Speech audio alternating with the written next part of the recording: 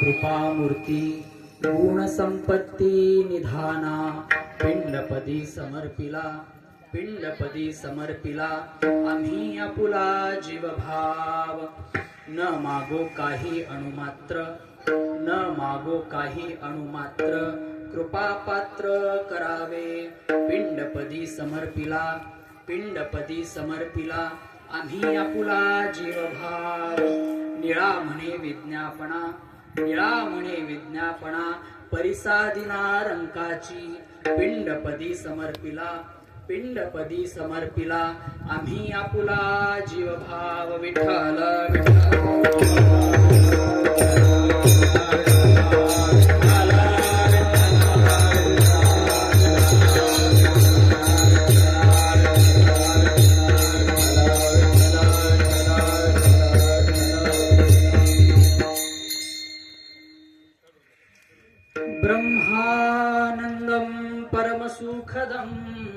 केवलं ज्ञानमूर्तिं द्वन्द्वातीतं गगनसदृशं तत्त्वमस्याधिलक्ष्यम् एकं नित्यं विमलमचलं सर्वधी साक्षिभूतं भावातीतं त्रिगुणरहितं सद्गुरुं तं नमामि सद्गुरुं तं नमामि महायोगपीठे तटे भीमरथ्यां वरं पुंडरीकाय दातुं मुनीन्द्रे समागत्य तिष्ठं तमानन्दकन्दं परब्रह्मलिङ्गं भजेत् पाण्डुरङ्गं पाण्डुरङ्गा करू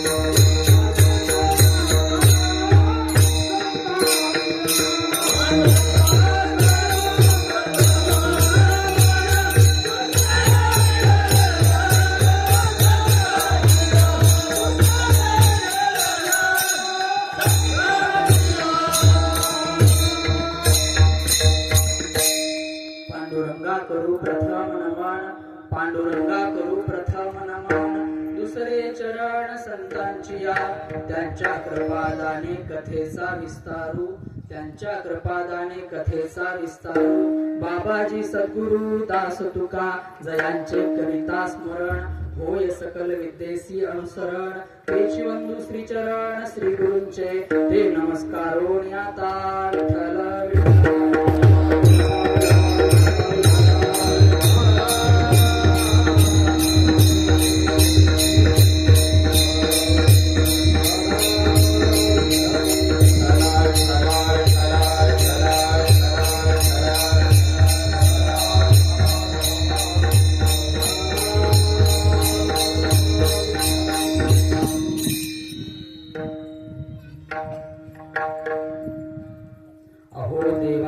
अहो देवा कृपा मूर्ती गुण संपत्ती निधाना पिंडपदी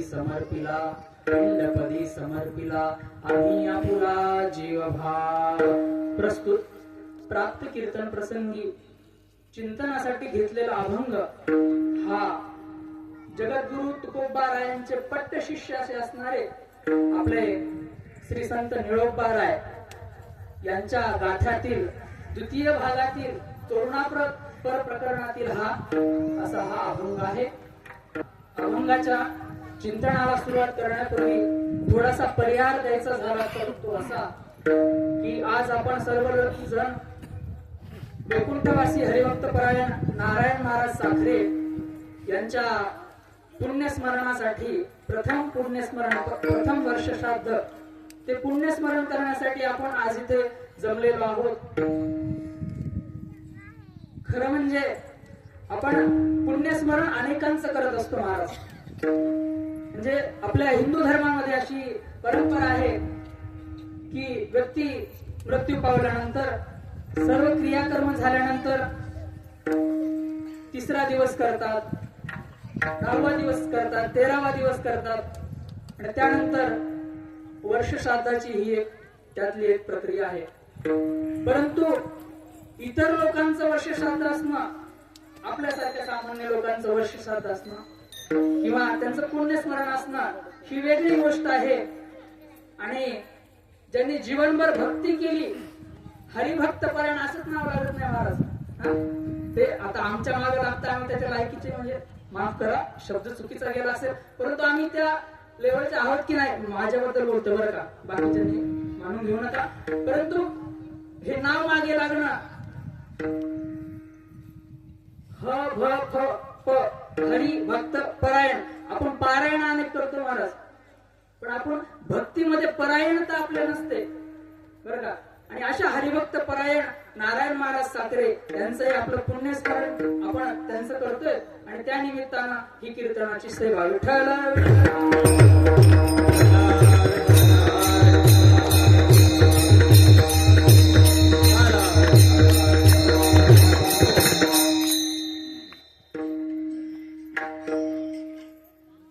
थोडासा तो विषय बोलतो बरं महाराज. पारायण आणि परायण या दोन्ही मध्ये काय फरक आहे बघा. आपल्याकडे बघा महाराज, सप्ताह होतो, सप्त्यामध्ये आपण ज्ञानेश्वरी पारायण करतो, गाथाचं पारायण करतो किंवा तुकोबारायांचा गाथा असेल, कोणी अजून दुसऱ्या गाथ्यांचं पारायण करत असतील, ज्ञानोबारायांचा गाथा असेल, निळोबारायांचा गाथा असेल, नामदेवरायांचा गाथा असेल, ग्रंथांचं पारायण आपल्या ठिकाणी आपण बऱ्याचदा करत असतो बरं महाराज. आपण काय करतो, 7 दिवस ठरलेली वेळ असते, पारायण करतो आणि जसे 7 दिवस झाले काल्याचा प्रसाद घेतला, नंतर ज्ञानेश्वरी कुठे गेली, नंतर गाथा कुठे गेला, हा आपल्याला प्रश्न पडला पाहिजे. आणि परायणता काय आहे, परायणतामध्ये नित्य नियमता असते महाराज. नित्य नियम नामी तो प्राणी दुर्लभ, लक्ष्मी वल्लभ तया जवळी, आणि त्याला म्हणतात हरिभक्त परायण.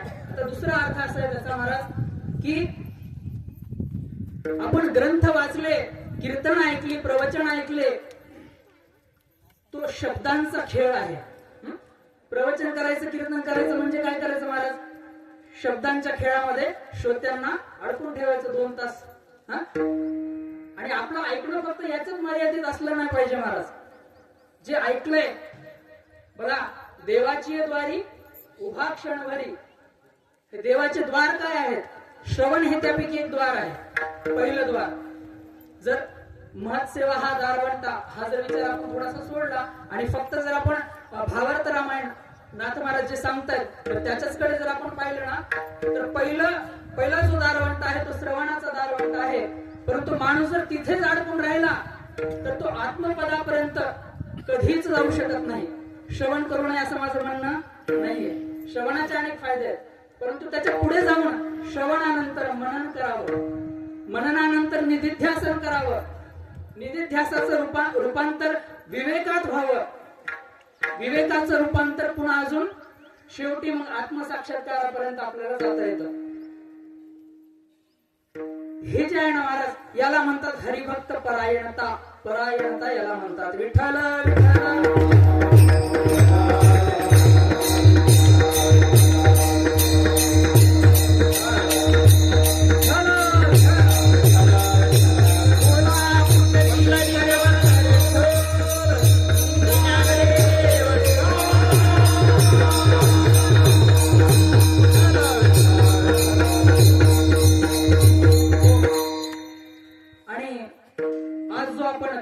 कीर्तनासाठी आणि चिंतनासाठी जो निळोपारायांचा अभंग घेतला ना महाराज, निळोपाराय आपल्या या अभंगामध्ये तेच आपल्याला सांगतायत की या मनुष्य जन्माला आल्यानंतर या मनुष्य जन्माचं काहीतरी कारण आहे. 84 लक्ष योन्या जर आपण आहेत असं मानलं तर इतर 83,999,999 जे काही इतर योन्या आहेत एक मानव जन्माला सोडून, तर याच्यामध्ये काहीतरी फरक आहे. हा नरदेह ज्यासाठी आपल्याला भेटला आहे ते साध्य करण्यासाठी निळोपारा या अभंगामध्ये आपल्याला उपदेश करतायत. खर तर करुणापर प्रकरणातील अभंग आहे. म्हणजे काय करुणा म्हणजे काय? जी भगवंताची करुणा कृपा आपल्यावर आहे त्यासाठी आपण भगवंताला धन्यवाद देणं, त्यासाठी आपण भगवंताची स्तुती करणं हे या अभंगातून अपेक्षित आहे. परंतु संत जे काही करतात ना महाराज तर ते आपल्यासाठी उपदेश असला पाहिजे. विठ्ठल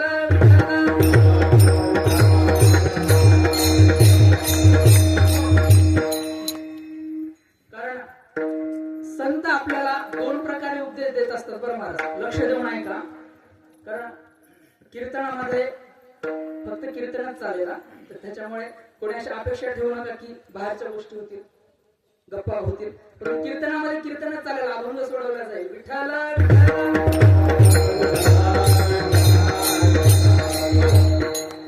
खरं पाहिलं तर खूप असं सुंदर असं हे दृश्य आहे.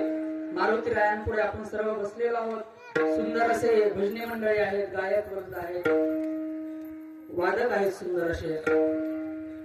आणि त्यात मी थोडं गायनावर कमी आहे बरं का महाराज.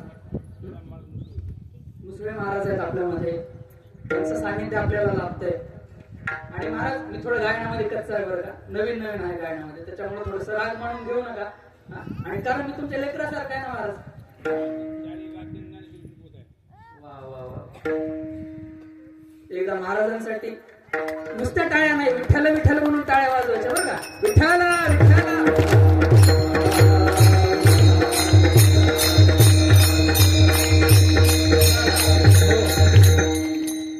असं व्यक्तिमत्व आपल्या आजूबाजूला असणं म्हणजे महाराज, आता हा यातला विषय नव्हता परंतु हा विषय आला म्हणून बोलतो महाराज थोडस बरं का. पुराणांनी तीर्थाचे 4 प्रकार सांगितले बरं का महाराज. पहिलं तीर्थ आहे स्थावर तीर्थ, म्हणजे आपण पंढरपूरला गेलो तिथं स्थावर तीर्थ आहे. आता कुंभमेळा चालू आहे तिथे गेलो ते स्थावर तीर्थ आहे. म्हणजे काय, ते तीर्थ कुठेच जात नाही, तिथंच राहतं, त्याला काय म्हणलं स्थावर तीर्थ. त्यानंतर असतं जंगम तीर्थ म्हणले महाराज. जंगम तीर्थ म्हणजे काय, ते तीर्थ फिरत असतं. कोणाच्या स्वरूपाने? संतांच्या स्वरूपाने. आणि संत जिथे जिथे फिरतील ना महाराज, एकदा काय झालं माहिती आहे महाराज, एक संत असे फिरत होते, म्हणजे यात्रेला गेले असतील, वारीला गेले असतील, वापस वारीवरून येता येता एका गावामध्ये त्यांना काही चांगली माणसं भेटली, भजन करणारी माणसं भेटली, भजनी मंडळ भेटलं. त्यांनी महाराजांचं दर्शन घेतलं. महाराजांना 4 गोष्टी ज्ञानाच्या विचारल्या. महाराजांनी त्यांना ज्ञानाच्या 4 गोष्टी सांगितल्या. सत्संगाशी चर्चा झाली आणि महाराज त्यांना शेवटी महाराजांनी आशीर्वाद दिला की तुमचं पाऊल कधीच एका जागी राहू नये, तुम्ही नुसते फिरत राहा, असं त्या भजनी मंडळाला महाराजांनी आशीर्वाद दिला बरं का. थोडं समोर गेले, त्या ठिकाणी काही उद्धट माणसं त्यांना भेटले. काय म्हणे, पंढरीचे वारकरी काय धोतर नेसता, काय कष्ट घालता, काय टोपी लावता, मस्त आमच्यासारखं फिट जीन्स पॅन्ट काय जे काय असेल ते मस्त असं राहायचं, फॅशन बिशन करायची म्हणे, काय टिळा बिळा लावता म्हणे, असे बोलणारे असतात महाराज. आपल्याला भेटतात कधी कधी असे लोक भेटले.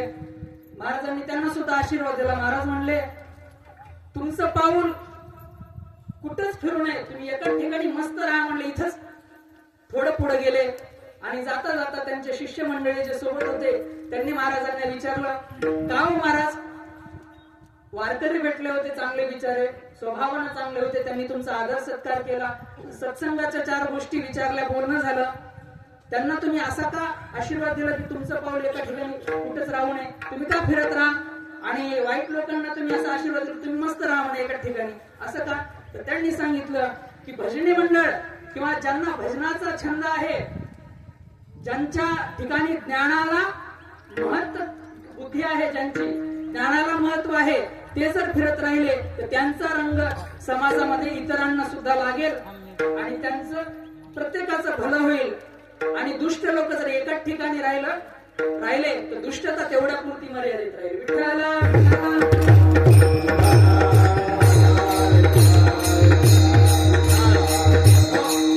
तर असं हे जंगम तीर्थ असतं महाराज. त्याच्यामुळे आपण संगत कोणाची करावी, सगळे भजनी मंडळी असतील, महाराज असतील, महाराजांच्या विषयानुसार हे बोलणं झालं थोडस, परंतु हे महत्वाचं आपण संगत कोणाची करावी, अशी संगत करावी ज्यामुळे ज्याने संगत केली त्याचं सुद्धा भलं व्हावं आणि ज्याची संगत केली त्याचं सुद्धा भलं व्हावं.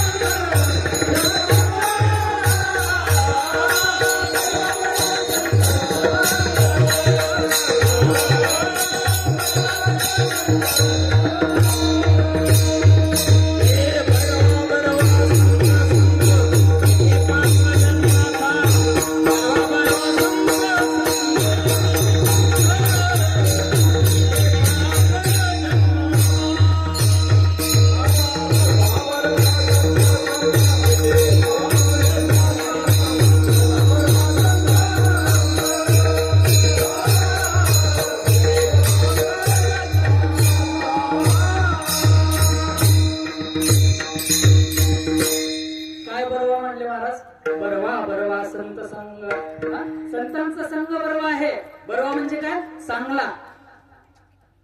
आता पहा थोडस आता त्याच्याकडे आपल्या अभंगाकडे वळूयात. वेदांत शास्त्रामध्ये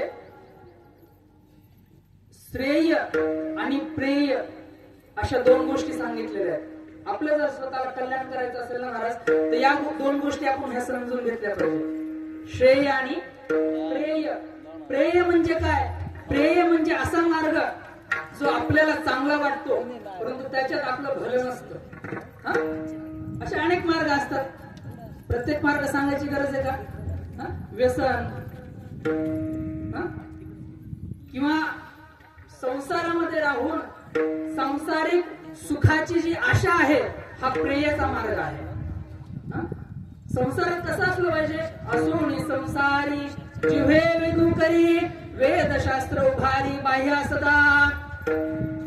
संसारी असुनी नसावे, संसारी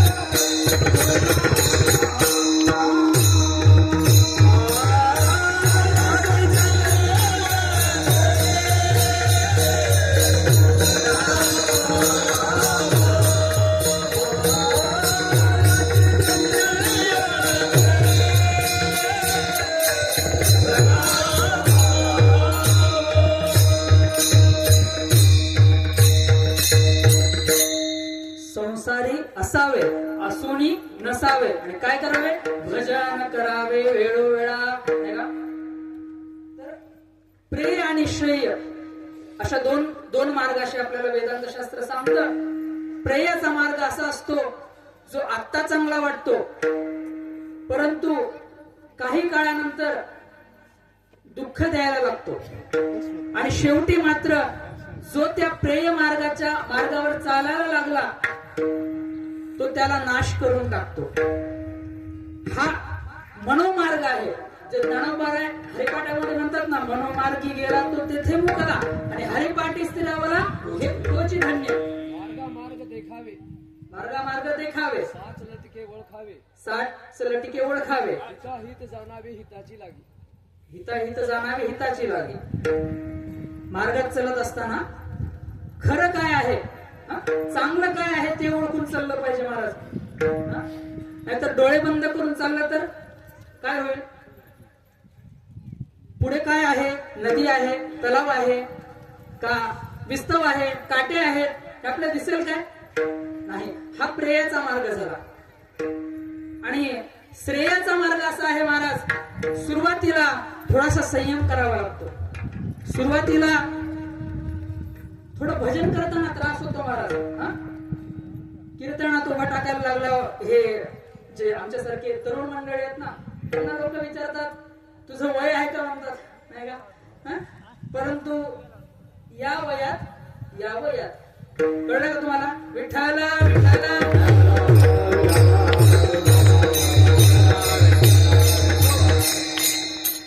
कळलं का? या वयात यात म्हणजे भजनात येण्याचं हेच वय महाराज. हे म्हणजे मी पण थोडा मोठा झालो, समोर बालगोपाल बसलेले आहेत. या वयात जर यांना भजनाचा छंद लागला महाराज तर त्यांचा पुढचा मार्ग सुखकर होईल. कीर्तनाला बसले खूप छान वाटतं बरं का या वयातले लोक. म्हणजे म्हातारी मंडळी सुद्धा छानच वाटतं, सगळे गोमटे वाटतात, परंतु लहान वयामध्ये कीर्तनात बसलेले बालगोपाळासारखेच वाटतात. विठ्ठला विठ्ठला. हो. पुढे गेलेल्या मंडळींचं जर काही पहिलं कर्तव्य असेल ना महाराज, भजनी मंडळीसाठी आहे बरं का, आणि सर्वांसाठी आहे. पुढे गेलेल्या मंडळींचं पहिलं कर्तव्य काय असेल माहितीये ना, तर जी लोक मागे राहिलेत ना त्यांना हाताला धरून पुढे आणणं हे आपलं पहिलं कर्तव्य आहे. काही लोकांचं वैराग्य असं असतं महाराज, भजन करायला गेला, भजनाला गेला आणि घरी लेकराकडे मोबाईल दिला, 2 तास मी भजन करून येतो, तू काय कर मोबाईल मध्ये काय बघत बस. काय बघता मोबाईल मध्ये सांगा? विठ्ठला विठ्ठला.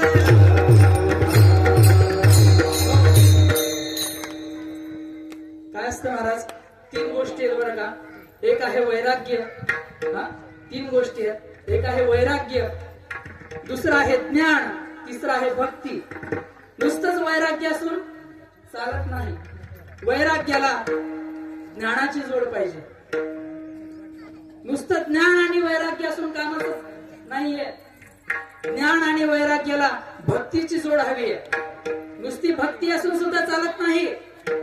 नुसतं भक्ती आणि ज्ञान असून सुद्धा चालत नाही. भक्ती आणि ज्ञानाला वैराग्याची जोड पाहिजे. हे आपल्या सर्वांना माहित आहे, परंतु आपण आजकाल काय झालं महाराज, ज्या गोष्टीचं जेवढं सांसारिकीकरण करता येईल ना भक्तीमधल्या गोष्टींचं, म्हणजे ते राधाराणींचं नाव असो, आपण पाहता महाराज राधाराणींचं नाव आजकालची पिढी कशी वापरते, परंतु राधेचं प्रेम ज्याला कळलं ना महाराज, राधेची भक्ती ज्याला कळली ना महाराज, तो कधीच विकारामध्ये अडकू शकत नाही. तुलसीदासजी असं म्हणतात रामचरितमानस मध्ये, जहा राम तहा नहीं काम और जहा काम तहा नहीं राम. विठ्ठला विठ्ठला.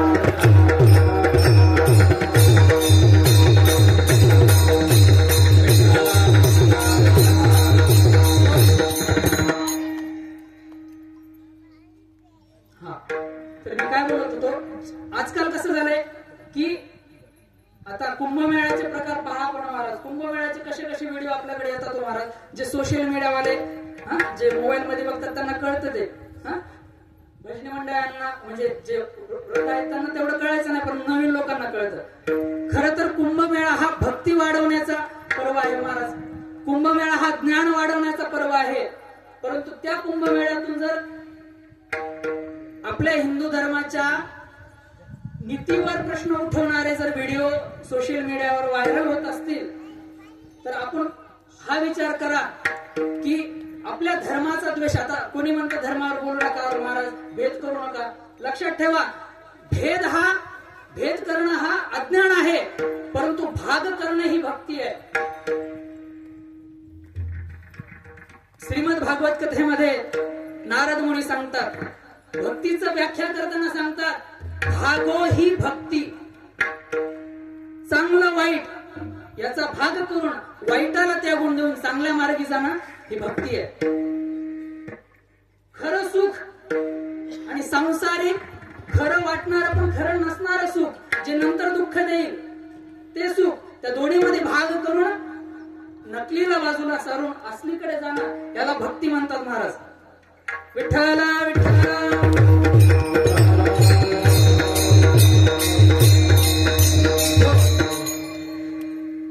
तर त्या अनुषंगाने मी आपल्यासमोर ही गोष्ट मांडत होतो की भक्ती ज्ञान नुसतं चालत नाही, त्याला वैराग्य लागतं. ज्ञान आणि भक्ती आणि वैराग्य नुसतं चालत नाही, त्याला ज्ञानाची जोड लागते. ज्ञान आणि वैराग्य नुसतं चालत नाही, त्याला भक्तीची जोड लागते. मी भारुडाबद्दल तुम्हाला सांगणार होतो महाराज. भारुडाचं सुद्धा असं म्हणजे सांसारिकीकरण असं झालं नाही पाहिजे बरं का महाराज. कारण शब्द जरी तसे वाटत असतील आपल्याला, त्याच्यामध्ये अध्यात्म फार मोठं आहे महाराज. मी एकदा मागे पण असंच कीर्तनात म्हणलं होतं, परंतु आता सुद्धा तुम्हाला ती गोष्ट सांगतो. एक उदाहरण देतो की भारुडामध्ये अध्यात्म कसं लपलेलं आहे. नाथ महाराज आपल्या भारुडात म्हणतात, जोंधळ्याची भाकर आणि नुसतीच आंबाड्याची भाजी आणि वर तेलाची धारच नाही, मला दाखला नको बाई. मला दाखला नको बाई, मला दाखला नको बाई.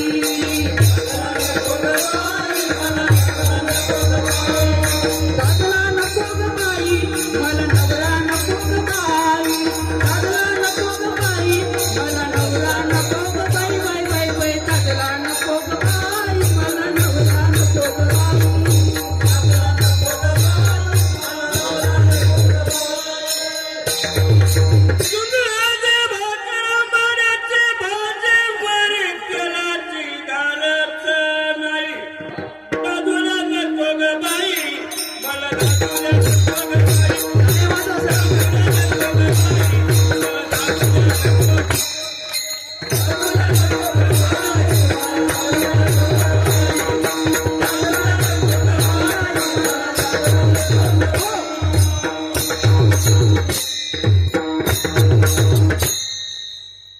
याच्या मागचा अध्यात्म आहे का महाराज? काय म्हणले महाराज? जोंधळ्याची भाकर आणि नुसतीच आंबाड्याची भाजी, वल तेलाची धारच नाही. महाराजांनी हेच सांगितलं आपल्याला. ज्ञान आहे, वैराग्य आहे. जोंधळ्याची भाकरही आहे, आंबाड्याची भाजी सुद्धा आहे, वर तेलाची धारच नाही. ज्ञान आहे, वैराग्य आहे, भक्तीचा पत्ता नाही. गिळेल का कोरड? नाही ना, कोरडं गिळणार नाही. तसंच आहे महाराज, तिन्ही पण पाहिजे. विठ्ठला विठ्ठला.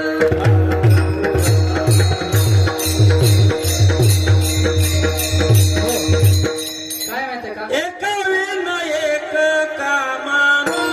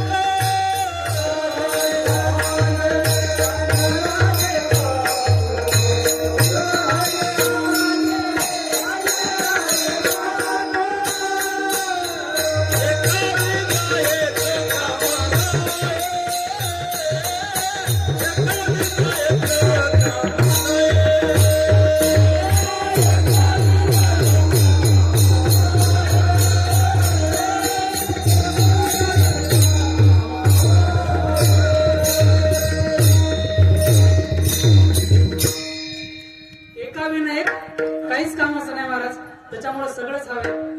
बर, त्यासाठी सोपा मार्ग कोणता आहे जो निळोपार आपल्याला या अभंगामध्ये सांगताय. हा? जीवन भेटलंय, मनुष्य जन्म भेटलाय, प्रेय मार्गाने न जाता श्रेय मार्गाने गेलं पाहिजे. त्यासाठी काय केलं पाहिजे? 9 प्रकारची भक्ती सांगितली महाराज. त्यापैकी एक भक्ती आहे की भगवंताच्या गुणाचं वर्णन करणं, अभंगाच्या पहिल्या चरणामध्ये. अहो देवा, कृपामूर्ते, अहो देवा,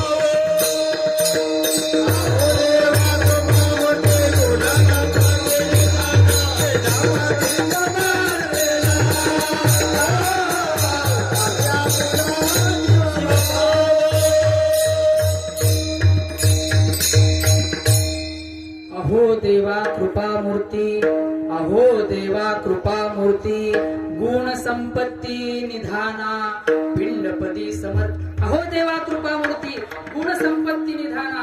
भगवंताचं गुणांचा उल्लेख करताना, भगवंताकडे विनवणी करताना कसं आहे महाराज, आपल्याकडे आपल्याला ज्याच्याकडे विनवणी करायची आहे ना, संसारामध्ये सुद्धा व्यवहारामध्ये सुद्धा हा नियम लागू होतो बघा महाराज. आपल्याला ज्याच्याकडून काहीतरी घ्यायचंय, त्याला काहीतरी मागायचंय, डायरेक्ट जाऊन दे म्हणता येते का? नाही म्हणता येत. गेल्यानंतर तो सावकार नसला तरी त्याला सावकार म्हणावं लागतं. तो ग्रामपंचायतीमध्ये सरपंच नसला तरी हवी का होईना सरपंच म्हणावंच लागतंय. विठ्ठला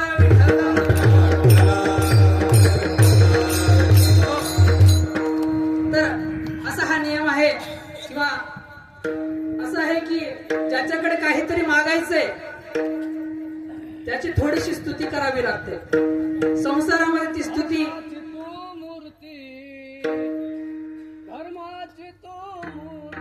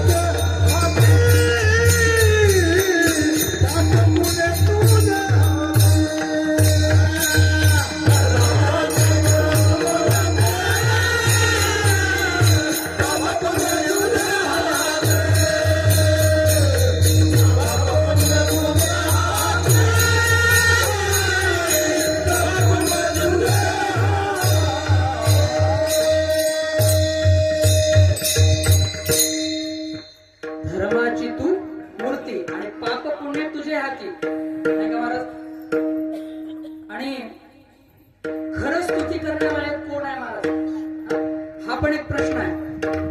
संसारातले माणसं एकमेकांची स्तुती करतात महाराज. आता प्रत्येक गोष्ट काय बोलत बसायची नाही, परंतु संसारातील स्तुती कशी असते? खोटी असते. करणाऱ्यालाही माहित आहे आपण खोटी स्तुती करतोय, ऐकणाऱ्यालाही माहित आहे आपली खोटी स्तुती करतोय. परंतु खरंच स्तुती करण्याला दोनच लोक आहेत महाराज. एक आहे भगवंत, दुसरे आहेत संत. कीर्तिमानवाची वर्णून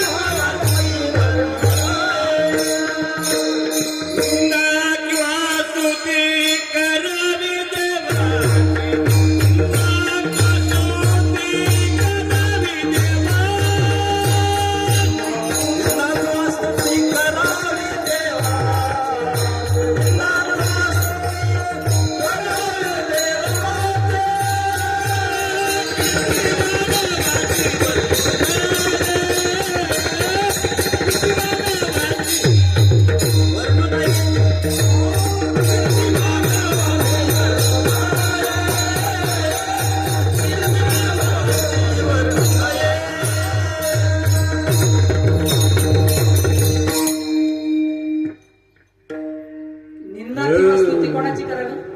देवाची. देवाचीच करावी महाराज. निंदा केली तरी कोणाची? देवाची.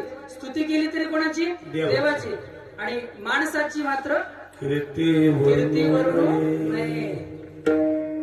अनेकाची स्तुती आम्हा ब्रह्महत्या. हा कसं असतं माहितीये का महाराज? साधनेमध्ये फक्त 3 गोष्टी असतात. हा? जर तुम्हाला आपल्याला साधना चांगली करायची असेल ना, फक्त 3 गोष्टीकडे लक्ष असावं. एक आहे साधक, म्हणजे आपण जो साधना करतो तो साधक. एक दुसरा आहे सद्गुरू, जे आपल्याला मार्गदर्शन करतात देवापर्यंत पोहोचण्यासाठी. संत म्हणा, सद्गुरू म्हणा. एक आहे साधक, दुसरा आहे सद्गुरू किंवा संत, आणि तिसरा आहे साध्य. परमार्थामध्ये साध्य हा भगवंत असतो. पहा, या पहिल्या चरणामध्ये भगवंताची स्तुती करताना निळोबाराय म्हणतात, अहो देवा कृपा मूर्ती गुण संपत्ती निधाना. पहिला शब्द अहो वापरला. म्हणजे आदरार्थी मी बोलले महाराज. काय असतं की एक देव, दुसरी आई, या 2च महान व्यक्ती अशी असतात ज्यांना आपल्याला एकेरी भाषेत बोलता येतं. शिष्टाचाराचा भंग होत नाही एकेरी भाषेत आपण बोललो तरी. एक तर आपण आईला एकेरी भाषेत बोलतो, त्यानंतर देवाला सुद्धा एकेरी भाषेत बोलतो. परंतु निळोबारायांचं हे जर आपण करुणा प्रकरण जर पाहिलं ना महाराज, थोडेसे अभंग काही सोडले ना तर देवाचा आदरार्थीपणाने उच्चार आहे त्याच्यामध्ये. याचा अर्थ काय? आदरार्थी प्रकारे उच्चार का करावा लागला निळोबारायांना?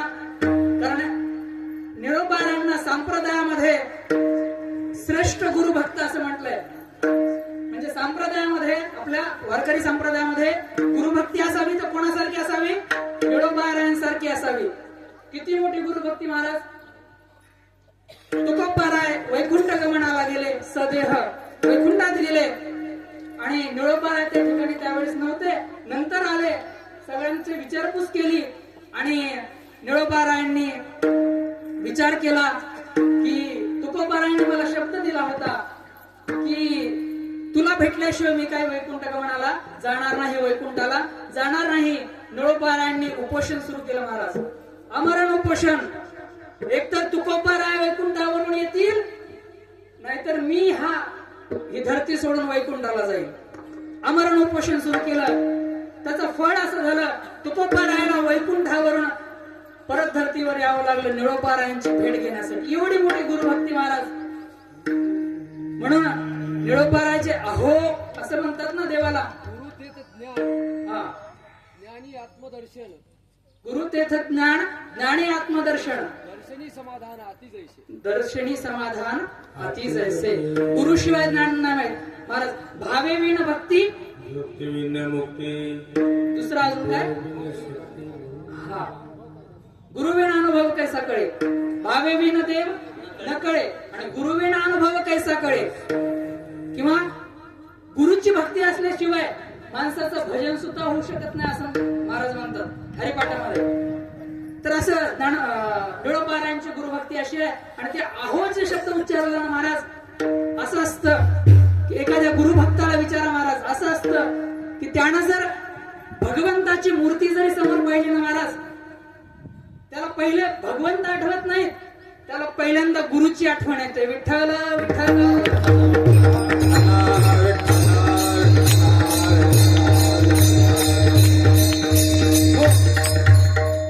म्हणजे ही जी स्तुती आहे ती फक्त भगवंताची नाही, तर सद्गुरू आणि संतांची सुद्धा स्तुती आहे. तर महाराज म्हणतात, अहो देवा कृपा मूर्ती. आणि जर कृपा हा शब्द जर आपण पाहिला ना महाराज, तर मनुष्यावर काही लोकांची कृपा असली पाहिजे महाराज. व्यवहारामध्ये सुद्धा आणि परमार्थामध्ये असताना सुद्धा व्यवहाराचा विचार केला तर एकतर भगवत कृपा पाहिजे, सद्गुरु कृपा पाहिजे, संत कृपा पाहिजे, आई वडिलांची कृपा हवी आणि अंतःकरणाची सुद्धा कृपा हवी. तर एवढ्या कृपा व्यवहारामध्ये काम देतात, परंतु आपल्या व्यवहारामध्ये आणि भगवत प्राप्तीमध्ये सुद्धा जसं तुकोबाराय म्हणतात, माझ्या वडिलाची मिराशिगा देवा, म्हणजे तुझी चरण सेवा पांडुरंगा. तसंच आहे महाराज इथे पण आपण जर पाहिलं ना, तर आपल्या नारायण महाराजांचे सुपुत्र असतील, त्यांना भजनाचा छंद आहे. किती महत्वाची गोष्ट आहे महाराज. पण असं साधं सुद्धा होते का, त्याला बीज सुद्धा तसं पाहिजे नाही का. शुद्ध बीजा पोटी फळे रसाळ पोटी. तर हे कृपा मूर्ती असं म्हटलंय भगवंताला आणि संतांना सुद्धा.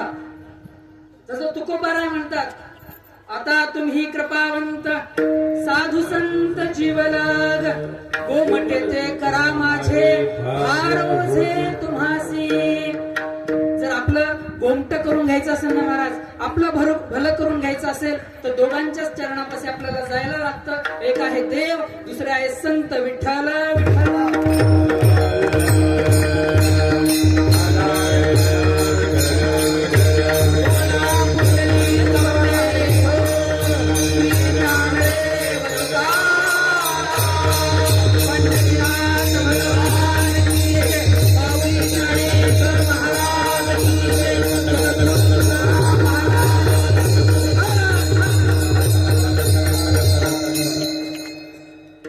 अशा प्रकारे अहो देवा कृपा मूर्ती गुण संपत्ती निधाना. काय महाराज, ही जी प्रकृती आहे ना, ज्याच्यामध्ये पंचभूताचं हा शरीर आहे, पंचभूताने भरलेली सगळी प्रकृती आहे, ही प्रकृती पुरुषाच्या अधीन असते. पुरुष म्हणजे कोणतं, भगवंत. भगवंताच्या अधीन असलेली ही प्रकृती, लक्ष द्या बरं का, 3 गुणांनी अशा प्रकारे बनलेली असते. विठ्ठल विठ्ठल.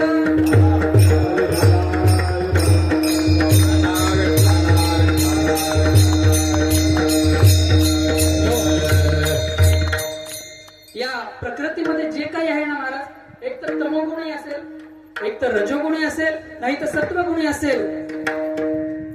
या 3 गुणातून जो पार आहे त्याला भगवंत म्हटलं आहे. परंतु तो पार आहे, परंतु या 3 गुणांची चाबी कोणाकडे, 3 गुणांचं लगाम कोणाकडे, भगवंताकडे. त्याला वाटलं तो काही करू शकतो. जो रंक आहे त्याला राजा करू शकतो, जो राजा आहे त्याला रंक म्हणू शकतो. अन्यथा कर्तुम अकर्तुम शक्य, अन्यथा कर्तुम शक्य, आणि अशा 3 प्रकारे सगळं काही त्याला शक्य आहे महाराज. म्हणून त्याचं इथं वर्णन करतात. आणि दुसऱ्या चरणामध्ये महाराज म्हणतात की हे शरीर मी कोणाच्या पायावर दिले, भगवंताच्या. अभंगाच्या दुसऱ्या चरणात पिंड पद समार पेला, पिंड पद समार पेला,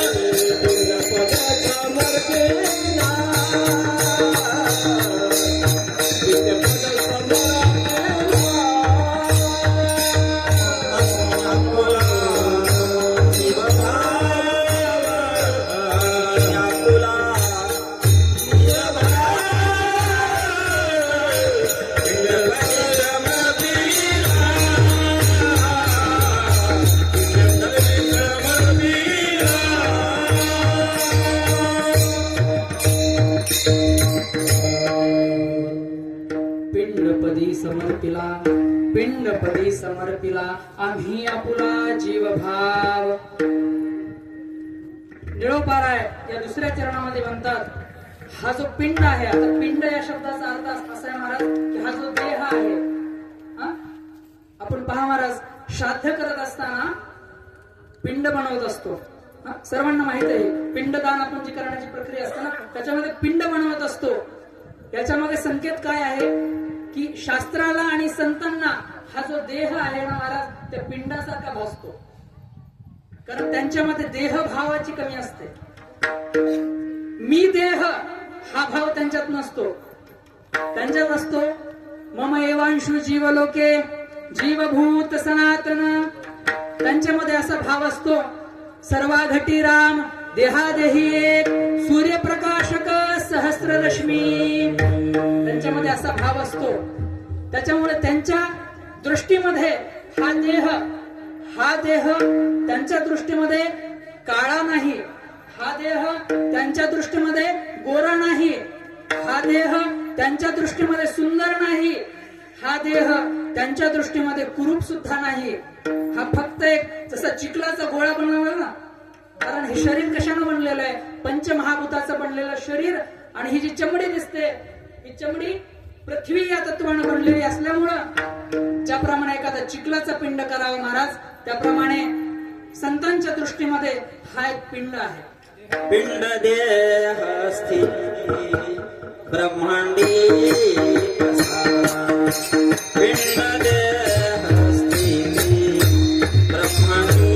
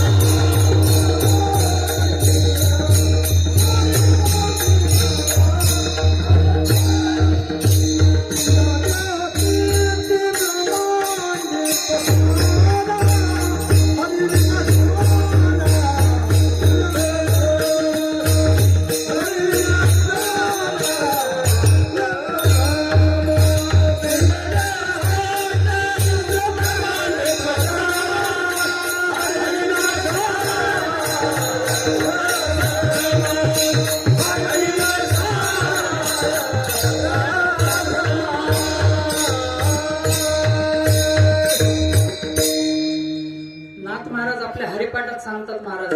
या जर पूर्ण ब्रह्मांडाचा विचार केला ना महाराज, आपण पहा, आपण सध्या कोडगावामध्ये बसलेलो. जर आपण गंगाखेड तालुक्याचा जर विचार केला, तालुका गंगाखेडचा ना, गंगाखेड तालुक्याचा जर आपण विचार केला ना महाराज, कवडगाव म्हणजे आपण जिथं बसलेलो तेवढी जर भूमी आपण पकडली तर पूर्ण कवडगावापैकी छोटीशी भूमी आहे. गंगाखेडचा जर विचार केला तर गंगाखेड तालुक्यापैकी त्याचा जर नकाशा आपण पाहिला ना, त्याच्यात असं कुठेतरी कवडगाव दिसेल, त्याच्यामध्ये आपण बसलेली जागा दिसेल. पूर्ण परभणी जिल्ह्याचा विचार करा, त्याच्यामध्ये अनेक तालुक्यांपैकी एक तालुका गंगाखेड दिसेल. गंगाखेड मधल्या अनेक गावांपैकी एक गाव आपलं दिसेल आणि त्या गावामध्ये एका कुठेतरी कोपऱ्यात आपण बसलेलो. असा जर विचार करत गेला महाराज तर पूर्ण ब्रह्मांडाचा जर पसारा पाहिला तर त्या पसारामध्ये या देहाची काहीच किंमत नाही महाराज. त्याच्यामुळे नाथ बाबा आपल्या हरिपाठात सांगतात. आणि महत्व कोणाला आहे? पुन्हा तेच आहे, भगवंताला महत्व आहे महाराज. कारण पूर्ण ब्रह्मांड पसारा त्याच्या अधीन आहे, पूर्ण प्रकृती त्याच्या अधीन आहे. म्हणून आपला हा जो देह आहे तो त्याच्या पदावर म्हणजे त्याच्या चरणावर समर्पित करतो, असं निळोपाराय म्हणतात.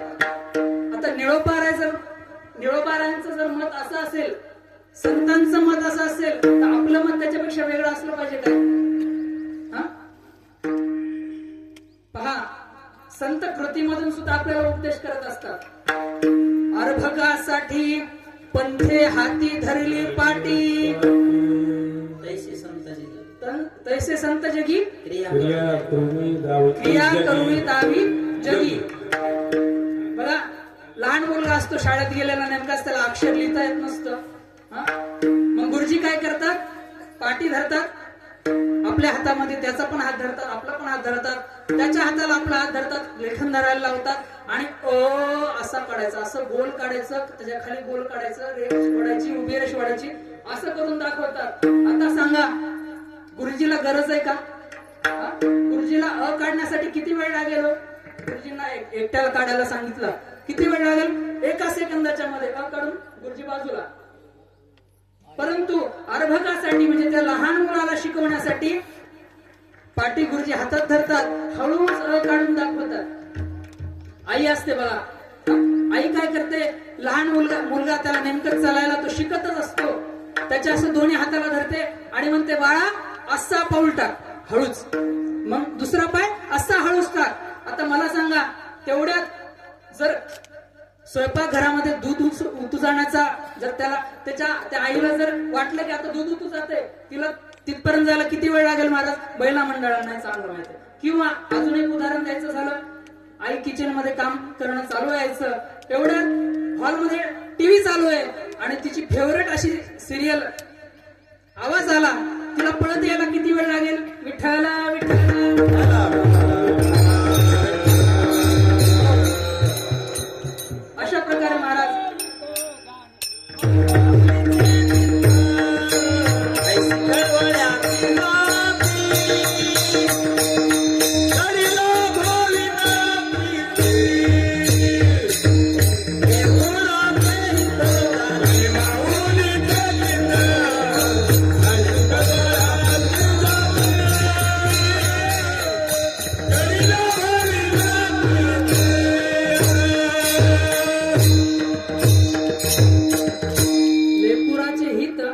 जाणे माऊलीचे चित्त, ऐसी कळवळ्याची जाती, करीनाम हवे ना प्रीती, लाभावी ना प्रीती.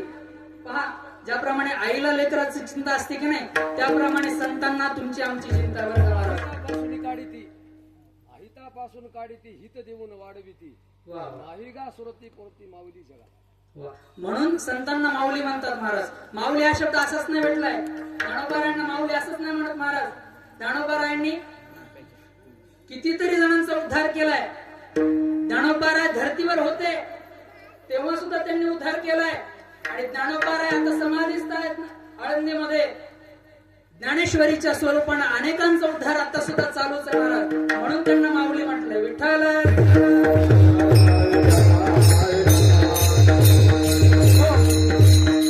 त्याप्रमाणे निळोपार आपल्याला हे करून दाखवतायत की पिंडपदी समर्पिला आम्ही आपला जीवभाव. कारण हा देह जाणार आहे महाराज, राहणार आहे. कोणाचा राहणार आहे सांगा बरं, हातवरी करा. आम्ही सगळेजण तुमच्या पाया पडतो. ज्याचा राहणार आहे त्याच्यासाठी. उपजल्या पुंडा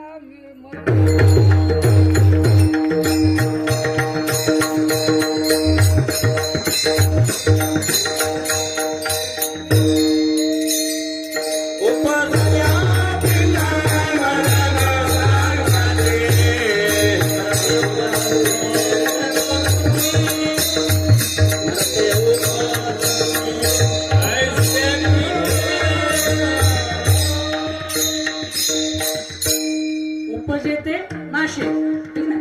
उपजेला पिंडा मरण. म्हणजे जो कोणी उपजला आहे, जो कोणी तयार झाला आहे, तो नष्ट सुद्धा होणार आहे. आता सांगा, हा देह तयार झालाय का आधीपासूनचा आहे? तयार झाला ना तो. मातेने आपल्याला 9 महिने 10 दिवस आपल्या गर्भामध्ये सांभाळले. त्याच्यानंतर आपला जन्म झालाय. त्याच्यानंतर आपण लहानाचे मोठे झालो. हे बदलणार आहे. परंतु अबदल काय आहे, तर याच्यामध्ये जो आत्मा वसलेला आहे ना, तो अबदल आहे. आपण पहा, आपलं वय कितीही असेल, समजा 27-28 वय असेल, 55-56 वय असेल, जे काही आपलं वय असेल, आपण लहान होतात एकदा. आपल्याला जर असं खेळणं दाखवलं, खेळणं आपल्या पुढे हलवलं, आपल्याला छान आनंद वाटायचा, हसायचो आपण. पण आता ते खेळणं जर तुम्हाला असं दाखवलं तर तुम्ही काय म्हणाल? एक तर तू तरी वेडा झालास, नाही तर तुम्हाला तरी वेडा समजायलास. विठ्ठल विठ्ठल. सांगण्याचा उद्देश काय? हा नरदेह, हे मन, हे बुद्धी, ही बुद्धी, हे चित्त, अहंकार, हे सर्व बदलणार आहे महाराज. आणि हा नरदेह एक दिवस जाणार आहे. म्हणून ह्या आपल्या मनाला आपण समजवलं पाहिजे.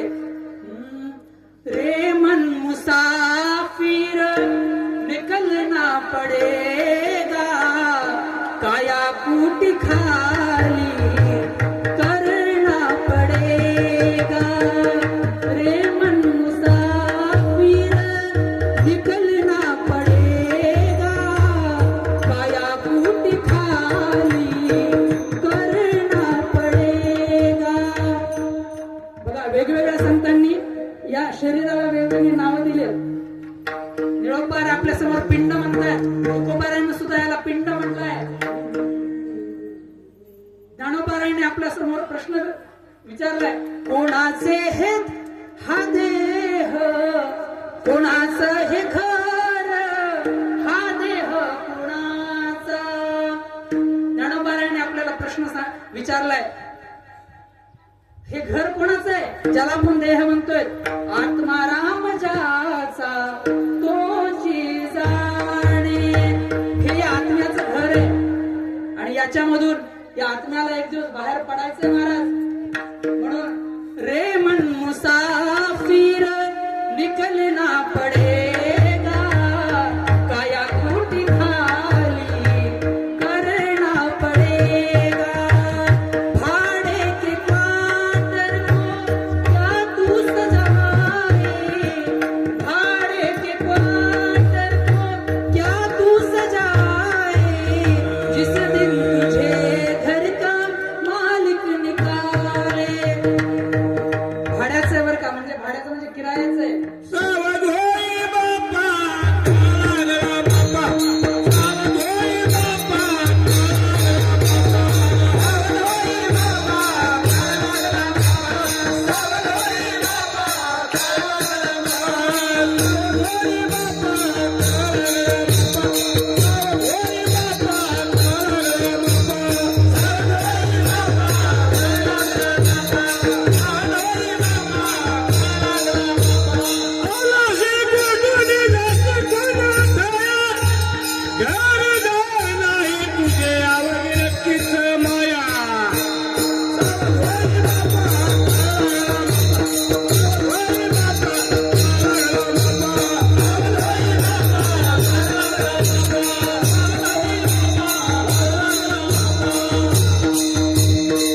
सावध होई बाप्पा, म्हणून आपण सांगितलं पाहिजे महाराज, म्हणा सावधान हो, काळ तुझ्या पाठीमागे लागलाय. आपलं एवढं नशीब पण नाही महाराज, आपल्याला काळ कधी येणार हे माहित पण नाहीये. भागवतामध्ये परीक्षित राजाला माहित झालं होतं की 7 दिवसात आपला काळ आपल्याकडे येणार आहे. पण आपल्याला एवढं पण माहित नाही की काळ कधी येणार आहे.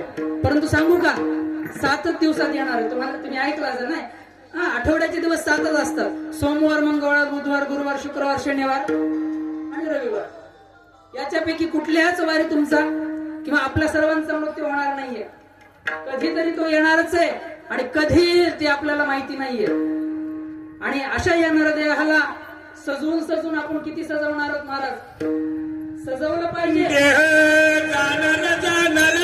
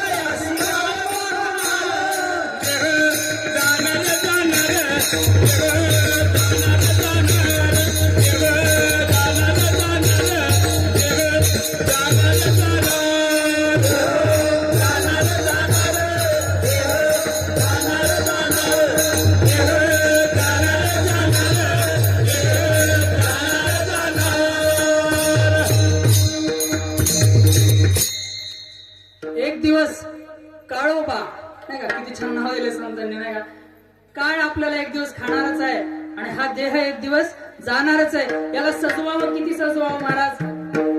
शास्त्रांनी 4 जणांचा शृंगार लक्षात घेतलाय बरं का महाराज. लक्ष देऊन ऐका आता. 4 जणांचा शृंगार हे सजवणं, शृंगार लक्षात आलं तुम्हाला. 4 जणांचा शृंगार शास्त्राने लक्षात घेतलाय. पहिला शृंगार लक्षात घेतला गणिकेचा शृंगार, म्हणजे वेश्येचा शृंगार. त्याबद्दल शास्त्र असं सांगतं किंवा आपल्याला माहितीच आहे, त्याबद्दल काही वेगळं बोलायची गरज नाही. परंतु त्या गणिकेचा शृंगार असा असतो महाराज की लोकांनी मला पाहावं, त्यांचा विकार उत्पन्न व्हावा, त्यासाठी हा गणिकेचा शृंगार असतो. दुसरा शृंगार शास्त्राने लक्षात घेतला तो म्हणजे सतीचा, म्हणजे पतिव्रत स्त्रीचा शृंगार. आता सर्वांनी म्हणजे हे ऐकून असं ठरवा की आपला शृंगार कशात मोडतो बरं का. सर्वांनी याचा विचार केला पाहिजे. आपला शृंगार कशात मोडतो. सतीचा शृंगार असा असतो जो आपल्या पतीच्या, आता सतीचा म्हणतो म्हणजे फक्त स्त्रीसाठी नाही बरं का, पुरुषासाठी सुद्धा लागू होतं. पुरुषाचा आपल्या पत्नीसाठी, पतीचा आपल्या पतीसाठी. सतीचा शृंगार यासाठी असतो की आपला पतीची प्रसन्नता आणि त्याचं आरोग्य, यासाठी सतीचा शृंगार आहे. तिसरा शृंगार शास्त्राने लक्षात घेतला तो संतांचा शृंगार. संतांचा शृंगार हा संतांना या जगताचं काही घेणं देणं नाही महाराज. कोणी तुम्हाला काळं म्हणू द्या, कोणी तुम्हाला काही म्हणू द्या, परंतु संत शृंगार करतात भगवंताने आपल्याकडे बघून प्रसन्न व्हावं. संतांचा शृंगार 2 कारणासाठी असतो महाराज. एक तर भगवंताने आपल्याकडे पाहून प्रसन्न व्हावं आणि आपला शृंगार पाहून जगताच्या मनामध्ये विकार उत्पन्न होऊ नये. झालाच काही उत्पन्न तो भगवत भाव उत्पन्न व्हावा. विठ्ठल विठ्ठल.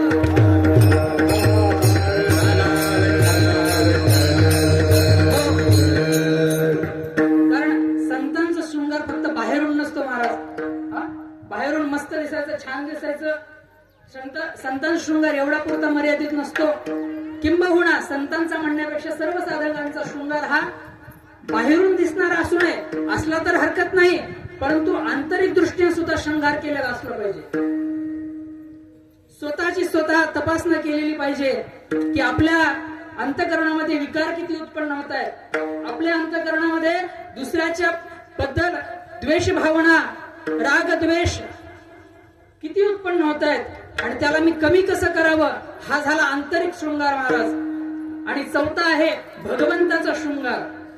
भगवंताचा शृंगार कसा असतो जर असं विचाराल तर जसा भक्त त्याला शृंगार करतील तसा भगवंताचा शृंगार. विठ्ठल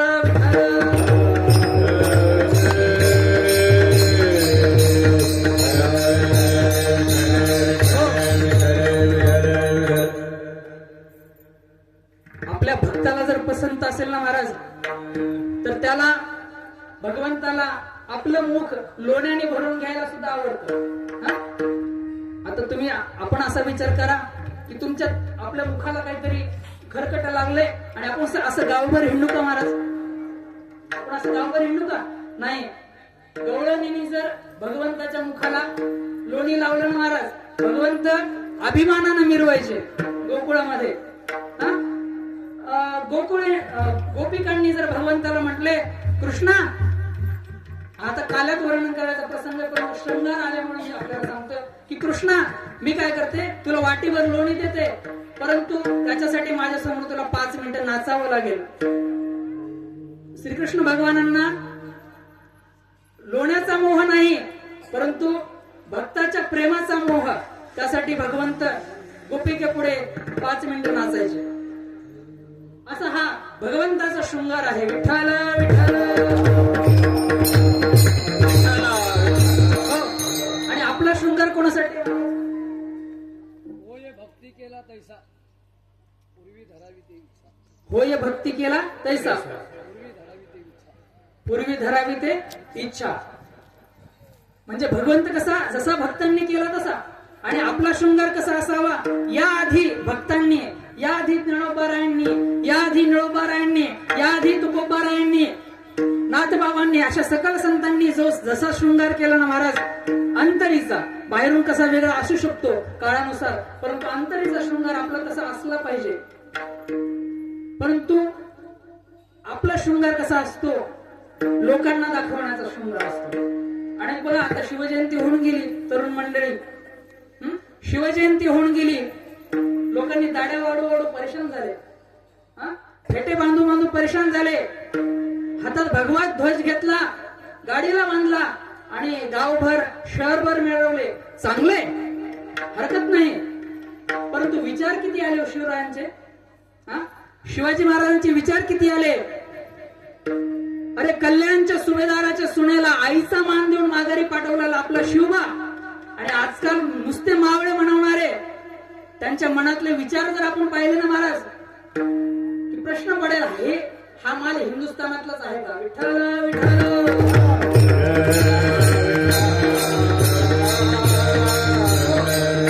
आपला शृंगार ज्याच्यासाठी आहे ना महाराज, जनांना दाखवण्यासाठी, लोकांना दाखवण्यासाठी. ती लोक तरी कशी येतो महाराज, जन हे सुखाचे दिल्या घेतल्याचे, अंत हे काळीचे कोणी नाही, तुकोबारा सांगतात.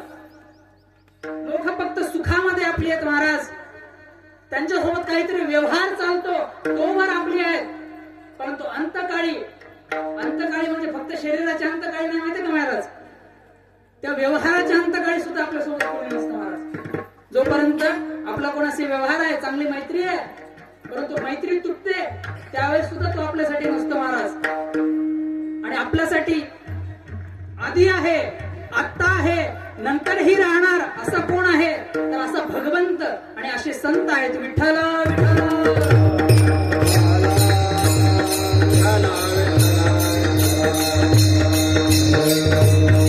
म्हणून निळोपार असं म्हणतात की हा पिंड तुमच्या पदावर, तुमच्या चरणावर आम्ही समर्पण टाकला आहे. आणखीन काय समर्पित केलं, हा देह समर्पित केला म्हणजे काय केला, देह चरणावर टाकला असं आहे का, असंही त्याचा अर्थ नाहीये. त्याचा नेमका अर्थ त्या चरणाच्या नंतर, म्हणजे तिसऱ्या नाही बरं का, दुसऱ्या चरणाच्या शेवटी सांगतात की आम्ही आपला जीवभाव, देह अर्पण केला म्हणजे काय केलं, जीवभाव अर्पण केला. आपण जर पाहिलं ना महाराज, वेदांताचा जर विचार केला ना, तर हा जीव कोण आहे, हा जीव परमात्मा स्वतःच आहे ना. मम एवंश जीव लोके जीव भूत सनातन, हे जे भगवंत आपल्याला गीतेमध्ये सांगतायत, ते हेच सांगतायत की मी आणि जीव हा वेगळा नाहीये. परंतु झालं काय महाराज माहितीये का, मायेनी दोन जणांची उत्पत्ती केली, मायेनी दोन जणांची उत्पत्ती केली, एक भगवंत आणि दुसरा जीव. पण झालं असं, हा जो जीव आहे तो मायाधीन झाला, मायेच्या अधीन झाला, आणि जो भगवंत आहे तो मायापती झाला. पती जन्माला माझे मुतारी, पती जन्माला माझे मुतारी, पती जन्माला माझे मुतारी, जन्माला माझे मुतारी, पती जन्माला माझे मुतारी, पती जन्माला माझे मुतारी, पती जन्माला माझे मुतारी. मी झाले तयाची नवरी, झाले तयाची नवरी, मी झाले तयाची नवरी,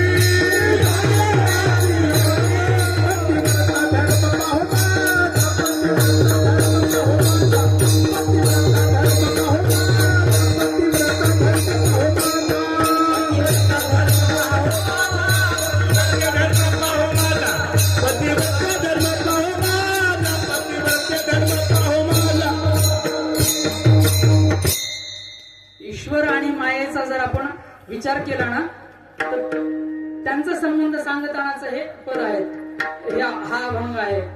माया म्हणते की माझा पती माझ्याच पोटी जन्माला, याचा अर्थ काय की देवच आहे, सर्व व्याप्त देव आहे, सगळीकडे व्याप्त आहे, परंतु त्याला आणि जीवाला वेगळं कोणी बनवलंय, मायेने बनवलंय. सगळे गुण माया आधी कोणातील खेळाया, सगळे गुण माया आधी कोणातील खेळाया, आधी सगळे गुण माया आधी कोणातील खेळाया, सगळे गुण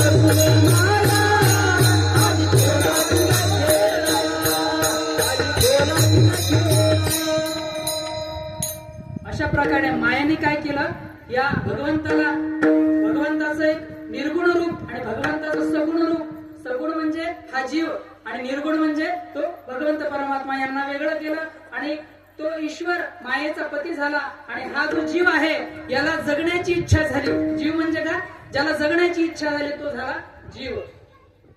आणि असा हा जीव भाव म्हणजे मी देह आहे, हा जो अभिमान आहे देहावरचा, तो आपण भगवंताच्या चरणी अर्पण केला की त्याच्यामध्ये आणि आपल्यामध्ये काहीच फरक उरत नाही. त्याच्यामुळे आपण देव ते संत, संत ते देव, नाही का, फक्त आकृती वेगळ्या आहेत. संत आणि देव वेगळे का नाही, कारण त्यांचा जीवभाव नष्ट झालेला आहे. आणि म्हणून आता आपला शेवटचा एक 5 मिनिटं उरलेले, थोडक्यामध्ये याला आपण हे करूया ना, याचा सारांश तुमच्या समोर मी मांडतो. एकदा आपण विठोबा रुक्माईचं भजन करूया सर्वांनी भजन करायचंय. भजन करायला पैसे लागत नाहीत, परंतु एवढं काही मिळतंय जे पैशाने सुद्धा भेटू शकत नाही. विठोबा रुक्माई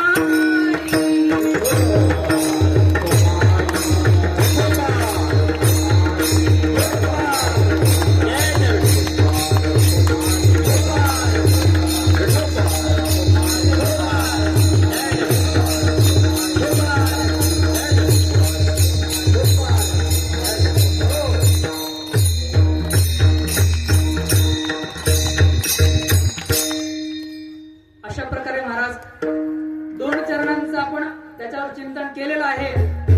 कारण संतांचे शब्द सहजपणे सोडवणं कोणालाही सहज नसतं महाराज. महिनाभर जरी कोणी बोलत राहिला माझ्यासारखा, माझ्यापेक्षा मी तर सगळ्यात कमी विद्वान आहे, विद्वान नाहीच असं म्हणलं तरी चालेल, महिना जरी बोलत राहिलो एका अभंगावर बोलता येईल असं संतांचे वचन असतात. 2 अभंगाचं आपण चिंतन केलं, 2 चरणांचं चिंतन आपण करून आलेलो आहोत. तिसऱ्या चरणामध्ये न मागो काही आणि अणु मात्र कृपा मात्र करावे.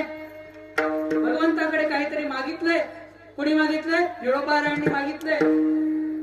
आणि काय मागितलंय? पहिली गोष्ट अशी मागितलीये, जसं भक्त प्रल्हादांनी त्या ठिकाणी नरसिंह भगवानांना मागितलं की प्रभू मला एवढंच द्या की माझी काहीच मागण्याची इच्छा होऊ नये. तरीही मागतात. काय मागतात? तुमचा कृपा पात्र मला करावा. असं असतं की भगवंताने संत यांची कृपा नेहमी आपल्यावर बरसत असते, फक्त ती आपल्याला स्वतः त्यासाठी पात्र व्हावं लागतं. आणि अशा या पात्रामध्ये त्यांची कृपा साठत असते. आणि शेवटच्या चरणामध्ये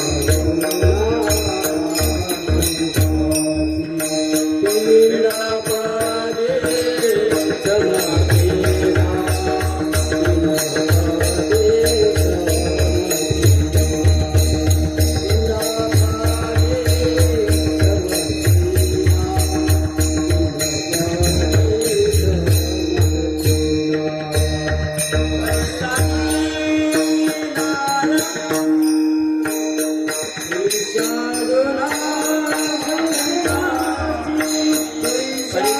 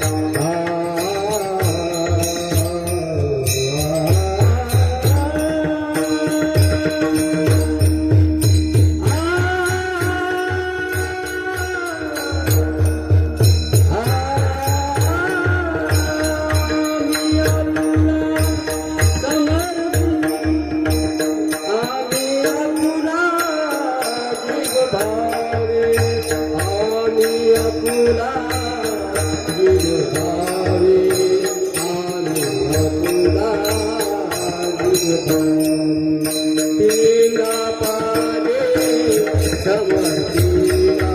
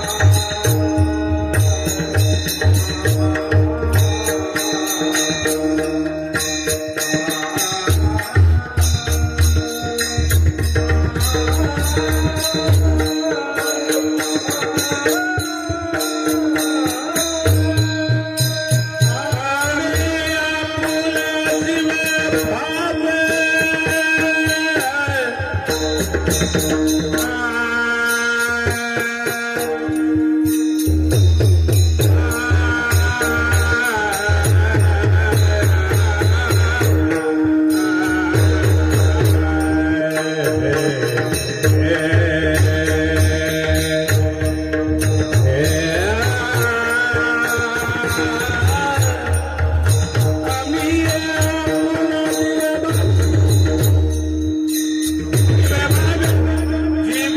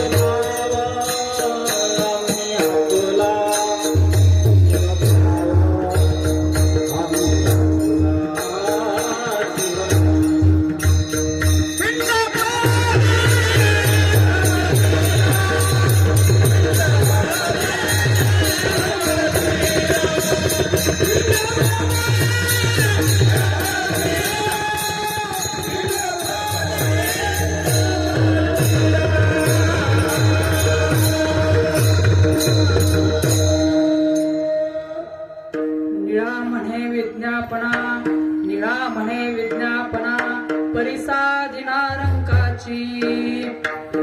अशा प्रकारे महाराज आपण कशी असलो, दीन असलो, रंक असलो, पण आपण जर भगवंताच्या संतांच्या चरणापाशी गेलो ना महाराज, ते आपला उद्धार केल्याशिवाय राहत नाही.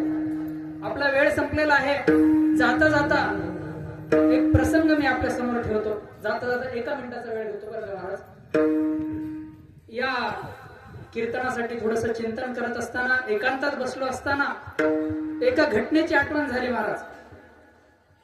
गेल्या वर्षी राम जन्मभूमीची जी स्थापना होती, त्यासाठी मी योगायोगानं, पांडुरंगाची कृपा म्हणा, संतांची कृपा म्हणा, त्यासाठी मी इथे येणं झालं होतं कीर्तनाच्या निमित्ताने. आणि त्यावेळेस बाबांची भेट झाली होती. जीवनामध्ये पहिली भेट बरं का रामजी, पहिल्यांदा जीवनामध्ये भेट झाली होती. बाबांना मला वाटतं पायाला लागलं होतं वेगळं ना, तर आराम करत होते. जाऊन बोललो, थोडस ऐकायला पण त्यांना कमी येत होतं शेवटच्या दिवसामध्ये. त्यांनी मला एक भेट दिली महाराज. त्यावेळेस त्यांनी मला निळोपारायांचा गाथा भेट दिला महाराज. आणि त्यांचे शब्द असे होते महाराज, ज्यावेळेस वर्ष श्राद्धाच्या कीर्तनाला कुठे बोलवणं येईल ना, त्यावेळेस निळोपारायांचा अभंग घ्यायचा. आणि त्यानंतर बरोबर 1 महिन्यानी बाबांचं देहावसन झालं. मी यावरून काहीच तुम्हाला सांगणार नाहीये, तुम्ही स्वतः विचार करा महाराज. भगवंताची, संतांची कृपा अजून कुठल्या शब्दात तुम्हाला सांगायची? विठ्ठल विठ्ठल.